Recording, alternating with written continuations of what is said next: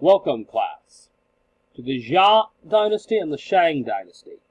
So in the last few days, weeks or so, we've discussed the beginning of the Neolithic and the rise of the first civilizations. We've discussed Mesopotamia, Egypt, and the Indus River Valley civilization. Now we shall move on to the last of the great River Valley civilizations to emerge at the end of the New Stone Age and the beginning of the Bronze Age, that being China. So from fiction to fact. Now, one thing that's rather remarkable is that in Chinese history, traditional Chinese history like the Shiji, there were references to a great many dynasties, stretching back thousands of years. However, for until the end of the 20th century, most Western historians assumed that the oldest Chinese civilization was the Qin and Han dynasties. The lore that mentioned earlier dynasties was usually assumed to be mythical. And a large part of that was because up until the late 20th century, no archaeological evidence of the existence of any earlier Chinese dynasty had been located. That all changed later on, and modern archaeology has now confirmed the existence of these Bronze Age dynasties. So the Xia dynasty. Now, the Xia dynasty is China's earliest dynasty. It's described in a traditional Chinese history called the Shiji, which was a list of emperors and kings.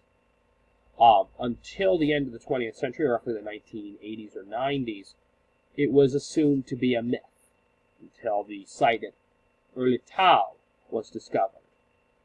At this site on the Yellow River Valley displayed elaborate tombs, bronze metalworkings, and evidence of a highly stratified society, as evidenced through the grave complexes, where the more ornate graves and double coffins were reserved for the wealthy deceased, double coffin kind of being similar to a wooden version of the sarcophagi of Egypt, while other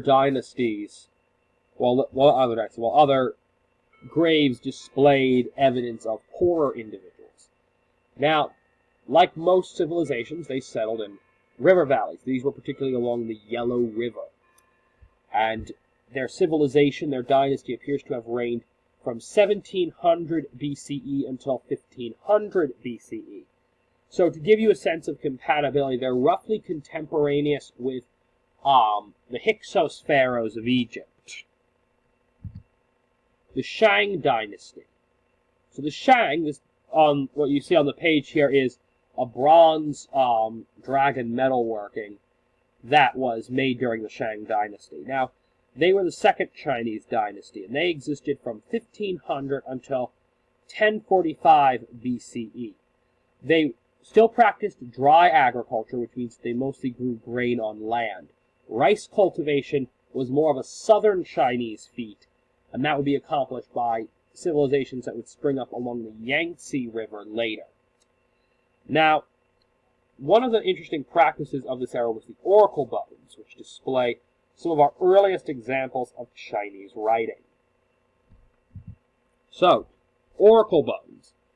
Oracle bones are an important primary source. Those of you who are having a little trouble remembering primary source means a source from that era.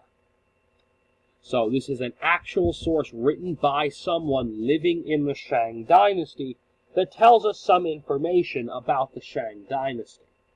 Now, what oracle bones were is they were used for divination, mystical belief in predicting the future through magic. And the way you would do this is you would write a question on a bone or on a piece of tortoise shell, like the one shown in the picture down here. And you would then place that question, that bone or that shell with the question on it into a fire. And as the heat heated the bone or the shell, it would crack. The oracle, the person interpreting it, the fortune teller, if you will, would then interpret the cracks in the bone and try to explain what it is that was being predicted.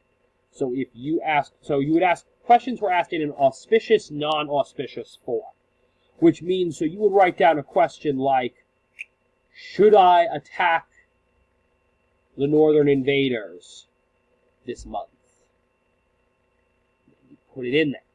And based on the cracks, they either say auspicious, meaning go do it, good idea, or not auspicious, no, bad idea, don't do it. Now, these are the earliest Chinese pictographic and ideographic writing. So these are the earliest images we have of Chinese writing. Now, this writing is not going to look like modern Chinese characters. Modern Chinese characters have become more abstract. Many of these images will look more like a picture, like a pictograph, than like modern Chinese characters. So from this, we also get some interest in what were the concerns of the Shang. What is it that was important to the emperors and the rulers of the Shang dynasty?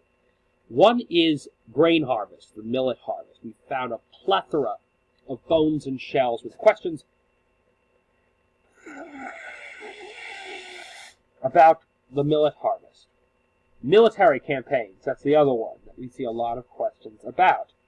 Whether or not certain allies would join with the emperor or not was an important question to which the emperor often wanted to consult the gods and the ancestors. Then there was the birth of royal heirs. A great many questions pertain to, should the emperor have relations with a wife or concubine at this time, and will it produce a son? That was a big series of questions. And yes, that does mean, if you feel like making a joke, that yes, even in death, the emperor was possibly still asking his parents' permission to have relations.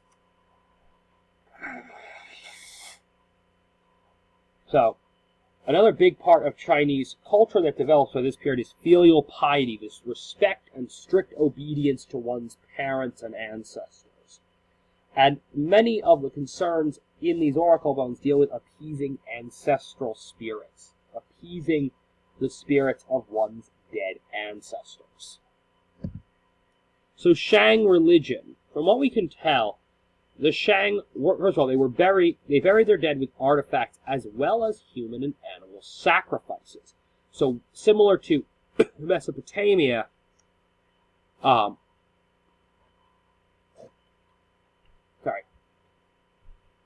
dead emperors and the wealthy would often be buried with servants. Egypt did this a little bit in the beginning and then kind of strayed away from this as time went on. Your servants, when you died, would be killed and buried with you in the hopes that they would then serve you in the afterlife.